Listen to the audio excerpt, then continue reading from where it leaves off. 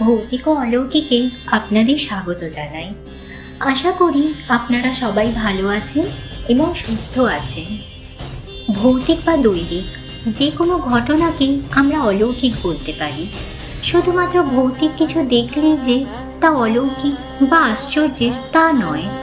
পৃথিবীতে দৈবিক ঘটনা নিয়েও অলৌকিক অনেক কিছু ঘটে। আজ আমি এইরকমই একটা অলৌকিক ঘটনা আপনাদের সাথে শেয়ার করছি। তাহলে চলুন এবার শুরু করা যাক। ঘটনাটা ঘটেছিল পুষ্পিতার সাথে। পুষ্পিতাকে তখন বেশ ভালোই ছোট বলা যায়, কারণ ও তখন ক্লাস 4-এ পড়ে। স্কুলে পড়ার সাথে সাথে পুষ্পিতা ওদের চেনা জানার দিদির কাছে টিউশনও পড়তো। পুষ্পিতার দিদির বিয়ে হয়ে গেছিল। ওর দিদি আর জামাইবাবু একটা বাড়িতে ভাড়া থাকতো। পুষ্পিতা সেই বাড়িতেই পড়তে যেত। শুধু সে না, আরো অনেকেই পড়তো এখানে। আচ্ছা, বাড়িটার একটু বর্ণনা দিলে আপনাদের ঘটনাটা বুঝতে সুবিধা হবে। বাড়ির মেন গেট দিয়ে ঢুকে বাঁ হাতে একটা বেল গাছ ছিল। তারপর সরু বাঁধানো রাস্তা আর দুই দিকে সারি দিয়ে ঘর। রাস্তা যেখানে শেষ হচ্ছে সেখানে একটা ঘর, আর তার বাঁ পাশ দিয়ে গেলে একটা ছোট গেট আছে, যেটা দিয়ে বেরোলে একটা বড় গেট পড়ে। ওই গেটটা পেরিয়ে গেলেই কুয়োর পাড়। কুয়োটার ডান দিকে ছিল বাথরুম আর বাঁ দিকে একটা ঘর ছিল। সেটা সবসময় বন্ধই থাকতো। রাস্তার দুই পাশে যে ঘরগুলো, ওখানে অনেকেই ভাড়া থাকতো। আর রাস্তার শেষে যে ঘরটা, ওটাতেই থাকতো পুষ্পিতার দিদি আর জামাইবাবু। পুষ্পিতা পড়তে যাওয়ার সময় ও ফেরার সময় তার মায়ের সাথেই যেত। ওই বাড়িতে যখনই পুষ্পিতা যেত, ওর একটা অন্যরকম অনুভূতি হতো।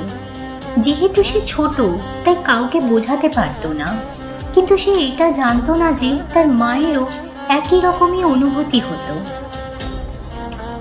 পুষ্পিতা সপ্তাহে 3 দিন পড়তে যেত, মঙ্গলবার, বৃহস্পতিবার ও শনিবার। আর পড়ার সময়টা ছিল সন্ধ্যে 7টা থেকে 9টা। ওরা পড়তে গিয়ে যখন ওর দিদিকে টয়লেটে যাওয়ার কথা বলতো, দিদি একা যেতে না করতো। দুজনকে একসাথে পাঠাতো, না হলে দিদি নিজেই যেত। পুষ্পিতা ভাবতো ওরা ছোট, অন্ধকারে ভয় পাবে বলে দিদি একা যেতে দেয় না। এইরকমই একদিন গরমের সময় মঙ্গলবার দিন পুষ্পিতা পড়তে গেছে। পড়তে পড়তে ওর টয়লেট পায়।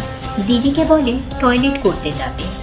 আচ্ছা, ওদের টয়লেট করতে কিন্তু ওই কুয়োর পাড়ে যেতে হতো, কারণ ওই বাড়িতে এই একটাই টয়লেট ছিল। দিদি বলে একটু বস, যাচ্ছি নিয়ে। তখন আরেকজনও বলে সেও টয়লেট করতে যাবে। তাই ওর দিদি বলে ঠিক আছে, তাহলে দুজনেই একসাথে যা। ওরা বাথরুমে যাওয়ার জন্য ঘর থেকে বেরোয়। ওরা নিজেদের মধ্যে গল্প করতে করতে যাচ্ছে। এমন সময় ওরা দেখে ছোট গেটটার ওইখানে একজন ভদ্রমহিলা দাঁড়িয়ে আছে পিছন হয়ে। ওরা ভাবে পাশের ঘরে এক আন্টি থাকে, সে হয়তো। ওরা বলে, আন্টি তুমি কি বাথরুমে যাবে? আমরাও যাব। কোনো উত্তর পায় না। ভদ্রমহিলা আস্তে আস্তে বড় গেট খুলে কুয়োর পাড়ে যায়। ওরা আবারও বলে, ও আন্টি তুমি কথা বলছো না কেন? তুমি কি বাথরুমে যাবে নাকি স্নান করবে? কিন্তু তাও কোনো উত্তর পায় না। পুষ্পিতারা অবাক হয়ে কুয়োর পাড়ে দাঁড়িয়ে পড়ে। ভদ্রমহিলা আস্তে আস্তে ওই বন্ধ ঘরটার সামনে গিয়ে দাঁড়ায়। দাঁড়ানোর পর ওদের দিকে ঘুরে তাকায় এবং হালকা হাসে। পুষ্পিতারা যখন ওনাকে দেখেছিল, তখন ওই জায়গায় সুন্দর একটা ধূপের গন্ধ বেরোচ্ছিল। উনি একটা লাল শাড়ি পরেছিলেন। চুলটা ছিল লম্বা, খোলা মাটি পর্যন্ত। কপালে বড় লাল টিপ, আর উনি ভীষণ লম্বা। আস্তে আস্তে ঘরের সামনেটা ধোয়া হয়ে যায় এবং হালকা ঝড় ওঠে। তার কিছুক্ষণ পরেই ভদ্রমহিলাকে আর দেখা যায় না, কিন্তু ঘরটাতে তো তালা দেওয়া ছিল। ওরা ভয় পেয়ে যায়, দৌড়ে দিদির কাছে চলে আসে। দিদিকে সব বলে।